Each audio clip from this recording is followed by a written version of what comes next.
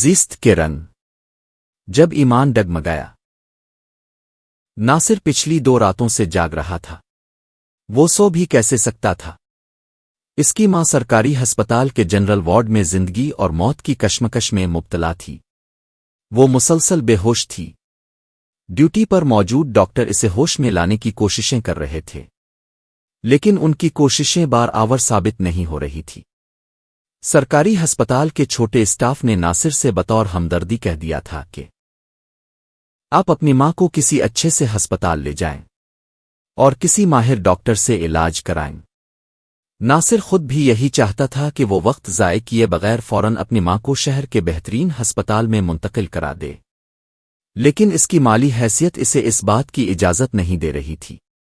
وہ اپنے تمام رشتہ داروں کے پاس گیا اور ان سے مالی تعاون کی درخواست کی، لیکن جس قدر رقم اسے درکار تھی، اتنی رقم کسی بھی رشتہ دار یا دوست سے نہیں مل سکی جو رقم اس کے احباب اور دوست فراہم کر سکے۔ اس سے کچھ دوائیاں تو خریدی جا سکتی تھی، لیکن کسی اچھے ہسپتال کا بل ادا نہیں کیا جا سکتا تھا۔ شاید زندگی میں پہلی بار ناصر کو اپنی بے وقتی کا اس قدر شدید احساس ہوا کہ اس نے اپنے مرحوم والد کو دل ہی دل میں کوسنا شروع کر دیا، جس نے اسے ہمیشہ ایمانداری کا درس دیا تھا۔ ساری عمر اس نے خود بھی حلال کی کمائی پر گزر بسر کیا تھا اور اپنے بیٹے کو بھی ہمیشہ حلال رزق کے حصول کی ہی تلقین کرتا رہا۔ یہی وجہ تھی کہ اس نے بھی اپنے باپ کی طرح کبھی ناجائز دولت حاصل کرنے کی کوشش نہیں کی اور ایک سرکاری ملازمت محض اس لیے چھوڑ دی کہ اس میں اسے رشوت لینے کے لیے مجبور کیا جاتا تھا، جبکہ وہ رشوت لینے کے تصور کو بھی گناہ سمجھتا تھا۔ سرکاری ملازمت چھوڑنے کے بعد اس نے اپنا ایک چھوٹا سا ذاتی کاروبار شروع کیا، جس سے صرف اس قدر آمدنی ہوتی تھی کہ گھر کا خرچ چل جاتا اور سفید پوشی کا بھرم قائم رہتا۔ لیکن اب اس آڑے وقت میں اس کے رشتہ داروں نے بھی اس کا ساتھ چھوڑ دیا تھا۔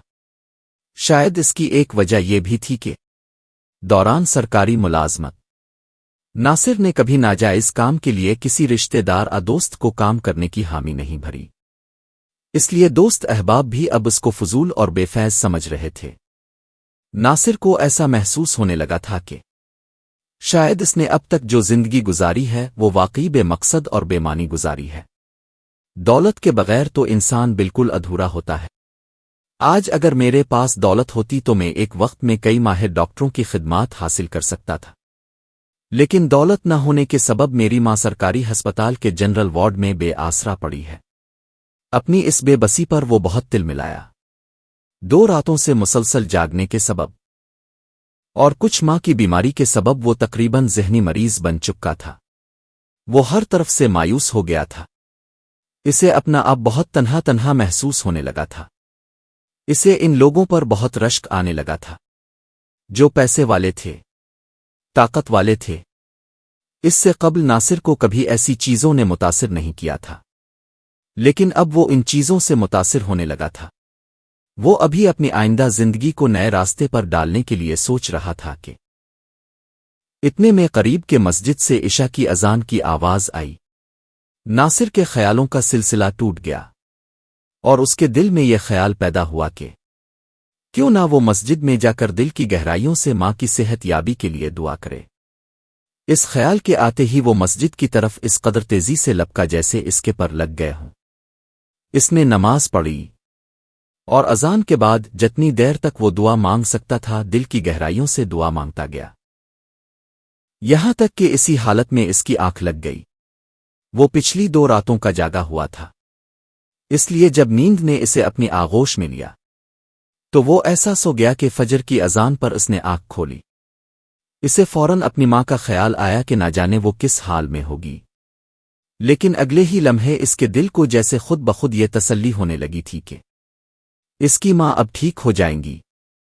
اس نے فجر کی نماز بھی ادا کی اور پھر ہسپتال کا رخ کیا، اور ہسپتال پہنچ کر اس کی خوشی کی انتہا نہ رہی جب اس نے اپنی ماں کو صحیح سلامت دیکھا۔ اس کی ماں ہوش میں آ گئی تھی۔ ڈاکٹروں نے اسے بتایا کہ وہ رات کو ہی ہوش میں آ گئی تھی اور بار بار تمہارے بارے میں پوچھ رہی تھی۔ اب وہ خطرے سے بالکل باہر ہیں۔ اور بہت جلد گھر جانے کے قابل ہو جائیں گی۔ ناصر کو ایسا محسوس ہوا کہ آزمائش کی اس گھڑی میں وہ اگر اسباب سے نظر اٹھا کر اسباب پیدا کرنے والے کی طرف نہ دیکھتا تو شاید زندگی بھر گمراہی کے اندھیروں میں بھٹکتا پھرتا۔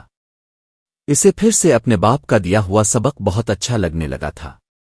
وہ اس کمزور لمحے پر بہت پچھتایا جب اس نے دل ہی دل میں اپنے باپ کو کوسا تھا۔